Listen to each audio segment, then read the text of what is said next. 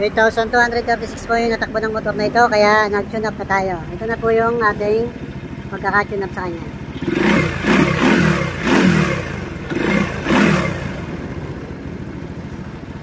Napakatahimik po.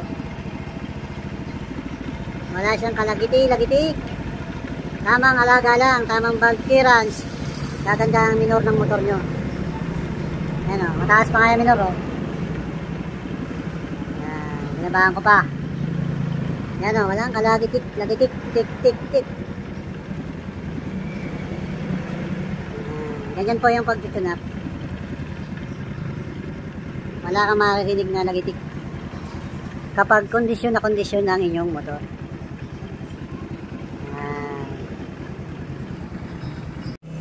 So, good morning, good morning.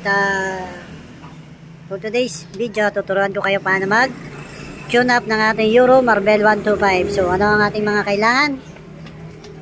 So, gagamitin natin dyan, filler gauge, isang 0.5 mm at saka isang 8 mm.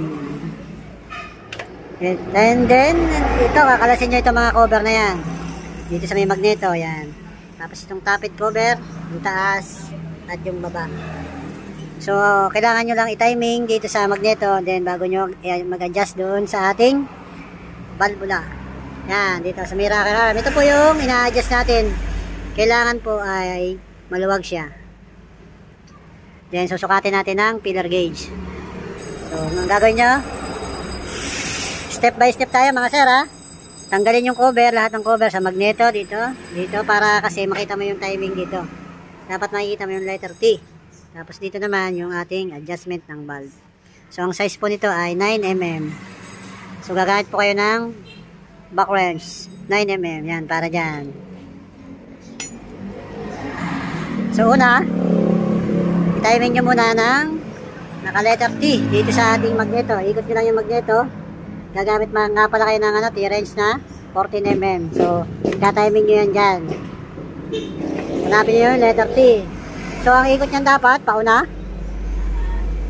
Yan. Yan, may guhit po. Ang kasunod yan ay F. Yan, yung kasunod po niya. Letter T. So, malalaman mo na naka-top dead center na yung iyong piston kapag naka-letter T at saka yung pag inikot mo siya dito sa magneto, medyo malambot na. So, mapapansin nyo po, mapapansin nyo po yung clearance natin dito malaki na oh. Yan.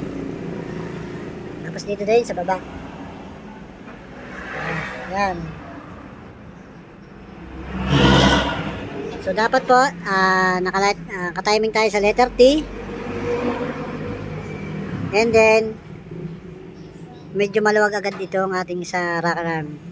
Yan po yung ating pinagbe-base ng ating timing. So dito na po papasok yung ating intake na 0.3 mm hanggang maximum of 0.05 mm. Sa exhaust naman ay 0.8 lang ang ginagamit ko. Medyo malakas na kasi yung 0.9, 10, medyo mataas na. So depende pa rin sa tuner ng inyong motor kung ano yung gamit yung tune up sa ating filler gauge. So ayun lang ang pag-update natin. Then ang procedure po niya, luluwagan nyo dito sa taas. Yan.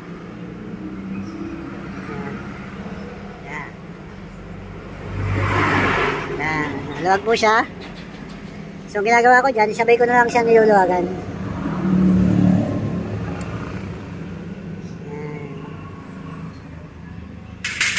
Yan. Tapos, dito po, i-adjust nyo po ito para, halimbawa, kung gusto nyo pasikipan or paluwagan.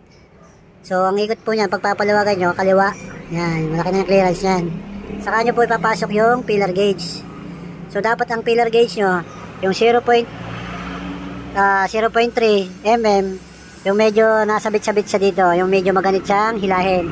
So ilagay ko po yung filler gauge siya. So ito yung ating intake na naka 0.03 mm po. Yan, dapat ganyan po yung adjust nyo ng valvula nyo. Yung hindi siya maskip, yung nakakapaglaro yung ating filler gauge. Yan, 0.03 po ang gamit ko sa intake po. Ganun, sa exhaust naman 0.08 mm. Yan. So, ito naman yung ating exhaust. 0.08 mm. Yan. Dapat ganyan po ang inyong adjustment. So, ikpitan nyo itong taas. Tapos yung nut.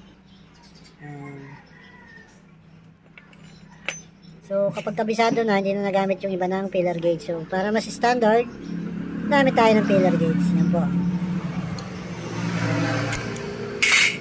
Yan po yan. Yan. Kahit ikpitan mo, dapat hindi siya magbabago yung movement niya. Kasi minsan, pag hinigpitan mo, nagbabago yung clearance. So, ibig sabihin, hindi mo rin siya na-timing ng maganda. So, ganun lang po ang gagawin nyo.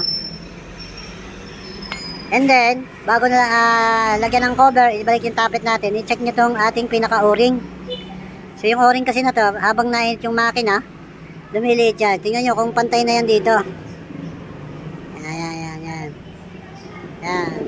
Kapag po pantay na yan, palitan nyo na to po ng o-ring. Kasi ang magiging number 1 na problema nyo, dito yan. Hindi na siya fit dito. Ibig sabihin, yung langis na dadaan dito, tumatalsik dyan dito, lalabas na po siya sa cover. Kasi hindi na siya nahaharang ng kanyang o-ring. So, malaking tulong po itong o-ring. Siya yung nagpipigil ng langis na lumabas dito sa ating cylinder head. Minsan, makakita kayo ng motor na basang-basa ng langis dito sa kanyang cylinder head. Ito po yung salarin niyan. Hindi na nahaharangan yung mga langis na lumalabas. Minsan kasi itong rocker arm natin, binobombahan siya ng langis. Habang napitik-pitik yan pa ganon. Yun po yung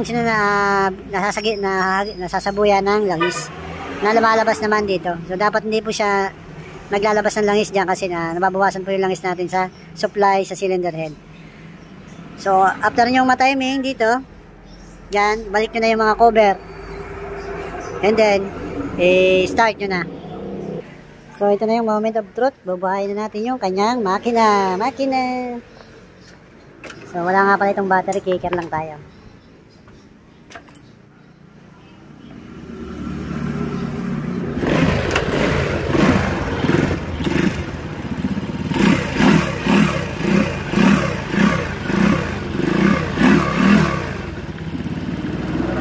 Yan po, nakita nyo? Wala pong kalagiti-lagitik yung makina niya. So, tamang sukat lang po ng ating valve clearance.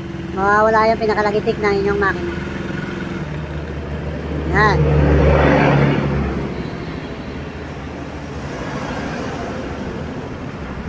Tahimik po. Parang bago. Nag-tune up nga pala ako. Natakbo nito ay 8,236.